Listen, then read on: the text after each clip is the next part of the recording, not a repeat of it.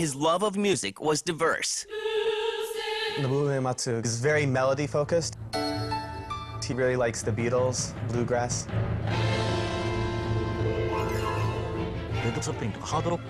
I love rock. I grew up listening to Led Zeppelin. He started his career with a collection of simple tunes. Like one of the most well-known sounds in video games is that victory sound. Da da da da da da da. He overcame the limits of technology. With his NES and SNES music, it was just brilliant considering what limited tools he was working with. And created one of the greatest musical dynasties in gaming. Immediately when you turn on a Final Fantasy game, you hear the soundtrack rolling into your speakers and you know you're in for a big, big adventure. He's right up there with Madonna and Britney Spears over in Japan. When this guy comes out with a soundtrack, people are listening. This is the story of Nobuo Uematsu.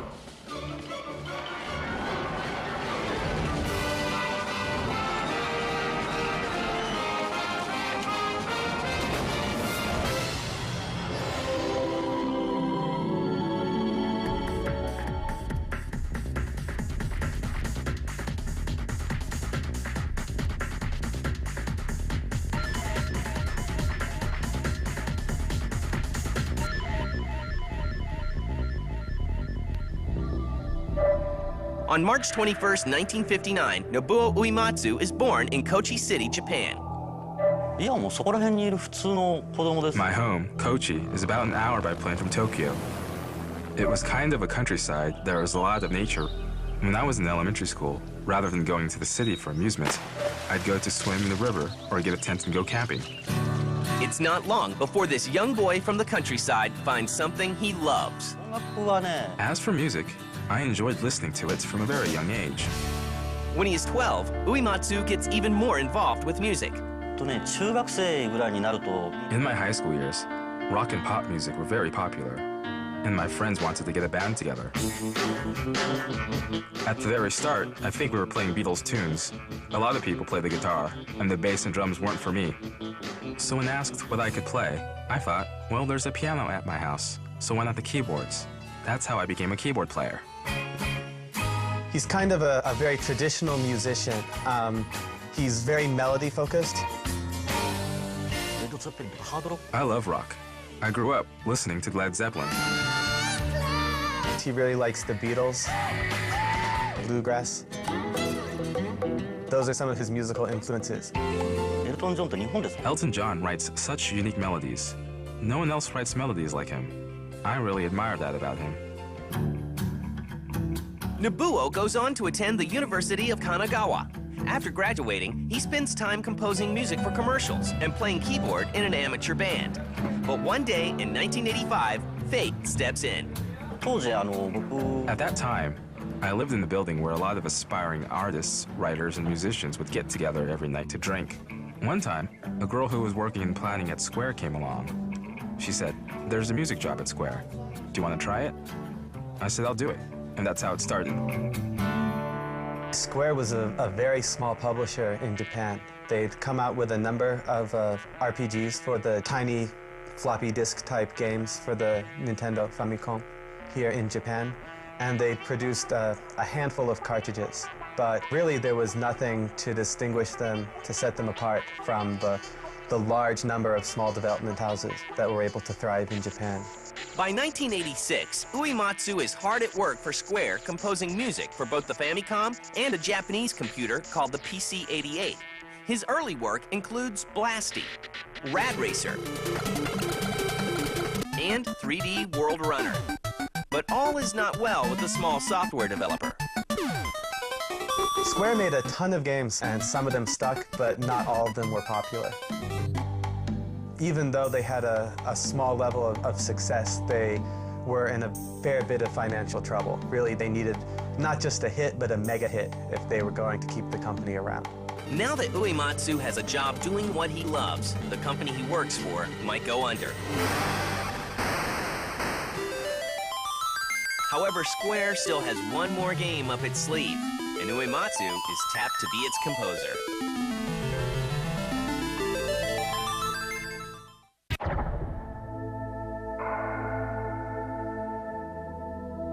In 1987, Nobuo Uematsu is tasked with composing the music for what Square thinks may be its last title. Square was having some financial trouble.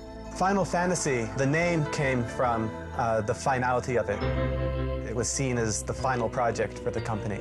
Basically, it was their one last shot at redemption. The story was, it was called Final Fantasy because, like, if that game didn't do well, that was it for them. So it was the final, attempt to save the company. Near the end of 1987, Square releases Final Fantasy for the Famicom in Japan. Both the game and Uematsu's soundtrack win high praise. Final Fantasy, like the very first one, it saved Square, so they could keep on making these games. And gamers begin to take notice of Uematsu's music. One of the most memorable things about the first Final Fantasy is the way it uses motifs, like a John Williams score, a movie score. Each part of the game has music which sounds like that part of the game. When you go out into the field, you hear the exciting exploration theme. When you're in a battle, it gets tense.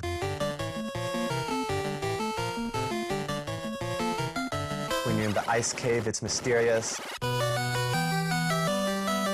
At each stage of the game, he came up with a really great and fitting song. Many different styles that really strung together made a soundtrack. It wasn't just background music. 1 year later, Square releases Final Fantasy II, and again the music is composed by Uematsu. Interest in the Final Fantasy series continues to grow, and people love the music. In my mind, Nobuo Uematsu, he really brought a lot of soul to the Final Fantasy games.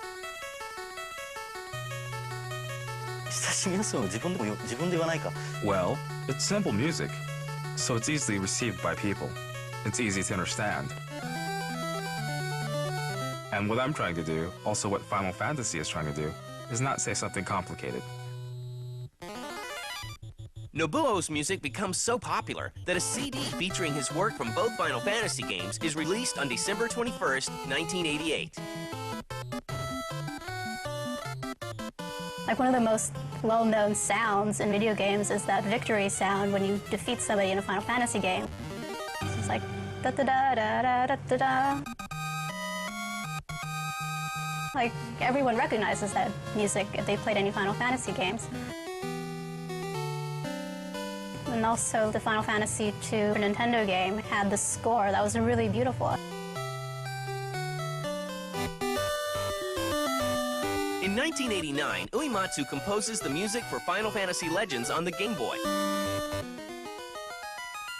1 year later, he continues his work writing the music for both Final Fantasy III and Final Fantasy Legends 2. In 1991, Uematsu's talent is given a little more room to soar when the Final Fantasy games move up to the 16-bit Super Famicom, which would later be released in the US as the Super Nintendo. With his NES and SNES music, it was just brilliant considering what limited tools he was working with. He was able to get players to really feel a story with the music itself, and a lot of people think that that's his best stuff. Even though he has more powerful tools to work with, they really think he just brought something really special back then. Uematsu composes music for the next 3 Final Fantasy games, and also lends a hand by writing some pieces for the hit RPG Chrono Trigger. Final Fantasy VI was a graphical powerhouse. It was the most beautiful game you'd ever seen. It had a fantastic musical score. The music is widely considered to be Nobuo Uematsu's best score. It has close to 100 tracks. Each of the 14 playable characters has their own theme. There's a large variety of music for the different locations, for the enemies and bosses. It's just chock full of music, and it's some of the best work he's ever done. But even with the new advancements in game hardware, Uematsu is still limited by technology. I think compared to what we can do now, limitations were huge. The amount of notes you can use were so small that you couldn't really do anything outside of what was provided in front of you. So even if I wanted to challenge myself, I think the limitations were right in front of my eyes. I didn't really have that much room to work with. However, a new system is just around the corner, and it will open up nearly limitless musical possibilities for Nobuo Uematsu.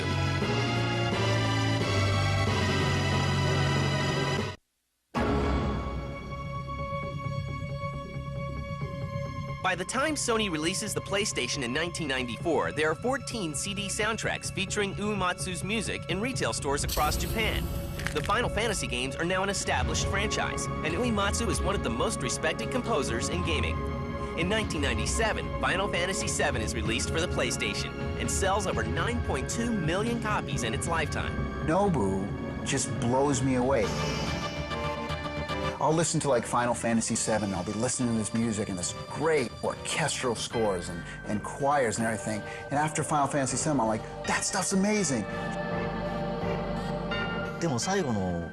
There are actually a bunch of songs that I like in Final Fantasy VII. But Aeris's theme is one of my favorites. I also like the opening sequence where Aeris walks out and a motorcycle goes by.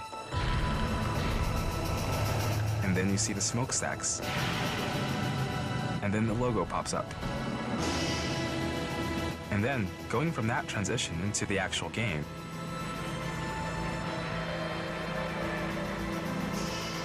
that part is something that I'm very proud of as a team. Not just the music element of it, but how it matches up with the whole opening sequence. And thanks to the PlayStation CD format, the possibilities for Uematsu are nearly limitless. That was a huge leap. I did feel as if I could do pretty much anything that I felt like doing. And it gave me a lot of freedom to implement different ideas. The influences from some of Uematsu's favorite musicians begin to show more clearly than ever. I don't know if I would call it an inspiration, but there was a thought that I had in creating this piece. The specific piece was Jimi Hendrix. Take Jimi Hendrix and mix that with Stravinsky, the Russian composer. And it might sound very extreme, but I wanted to know what it would sound like to mix those two. At the same time, I felt as if there was a common element, and the result is what you have in the end of Final Fantasy VII. And his soundtracks go from being movie-like to becoming something much bigger. First of all, the big difference is in the playtime. A movie is 2 hours, but a role-playing game like Final Fantasy is at least 40 hours of material. So the number of pieces of music needed is really enormous. It's always daunting. He completely breaks the mold. He's not doing like the ice level music. Here's a guy that just pours emotion into his music. Also, I have to predict what the player will be feeling. Unlike a movie where the audience has the story played out in front of them, in the case of games, the player decides. I think I'll go to this town, or no, maybe not. And when the soundtrack to Final Fantasy VII is released on CD, the results are stunning. The Final Fantasy VII soundtrack, there is no video game soundtrack in the world that has sold more copies than the Final Fantasy VII soundtrack. He's right up there with Madonna and Britney Spears over in Japan. When this guy comes out with the soundtrack, people are listening. Just when gamers think it can't get any better, in 1999, Uematsu creates another incredible soundtrack for Final Fantasy VIII. And then Final Fantasy VIII comes out, and I'm like, oh my God, the opening cinematic, and I'm like, I got goosebumps going on.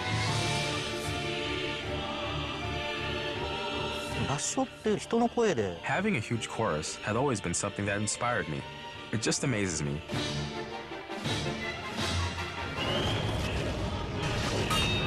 It is a big difference than just using instruments. Final Fantasy VIII is probably my personal favorite.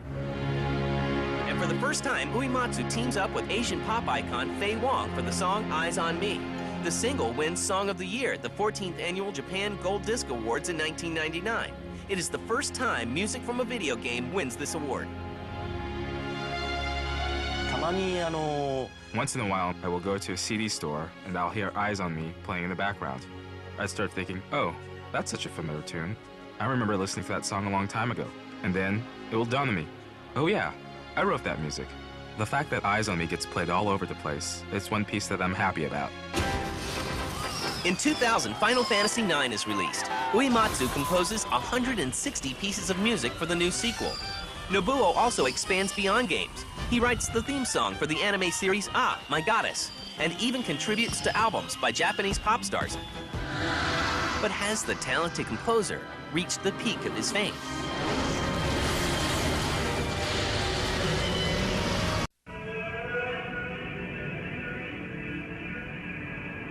The year is 2001, and Final Fantasy X is out for the PlayStation 2. In less than 3 months, more than 1 million copies of Final Fantasy X are sold. And once again, the new hardware enables Uematsu to expand his art even further. For a change of pace, he writes a heavy metal piece that surprises some gamers. When I first saw Final Fantasy X, I was blown away. I'm like, it's a rock video. Death metal. That's cool. That was so different from typical Final Fantasy titles because normally we have a very orchestral kind of background music. But it's so much fun with this hard rocking, soundtrack. I just wanted to create something that is obviously different, to match up with the sequence. On May 28th of the same year, Nobuo Uematsu makes it into Time magazine's feature, Time 100, The Next Wave Innovators. A year later, Nobuo's latest work appears in Final Fantasy XI. And in 2004, Uematsu's music is finally heard live in the US at the Dear Friends concert held at the Walt Disney Concert Hall.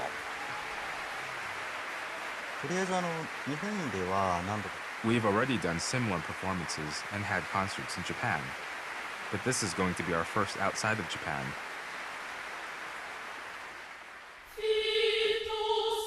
And I guess the main thing that I want to see is the reaction of the audience in the States. I've never seen that, so that's going to be something I really want to take home with me.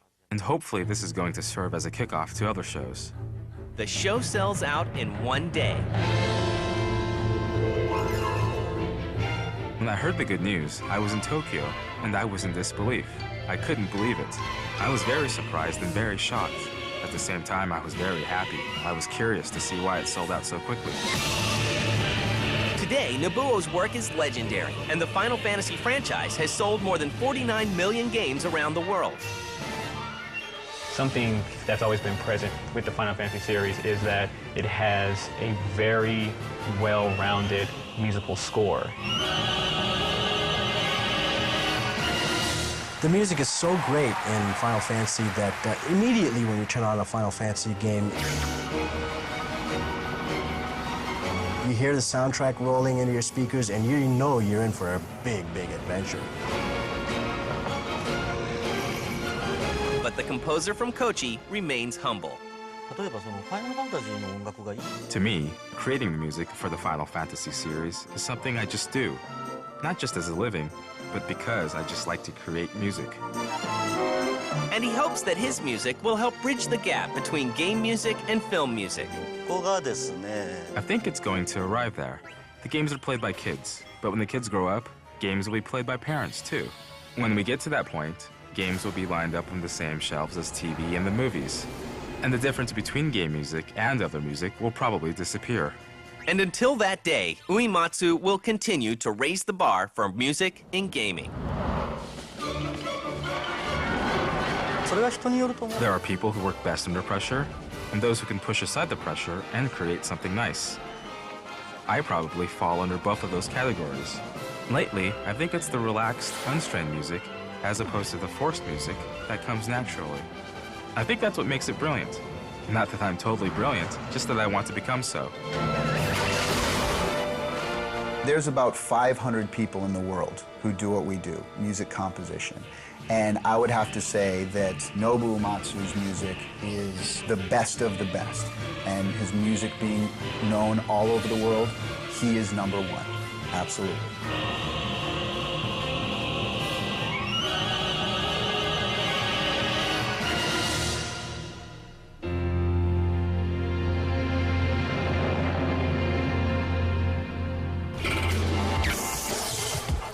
It all started with Easter eggs. Before you know it, I couldn't get enough of God mode. When I don't punch him in, I get a little weak. I thought you were supposed to go backwards in Pitfall. I can't even make it through 2 levels without infinite ammo. I can't remember a time when I didn't use codes. They made up the codes, I just used them. No one's gonna find out. Get the latest cheat codes and walk-through strategies for Grand Theft Auto San Andreas. Write the homie to see if you got what it takes.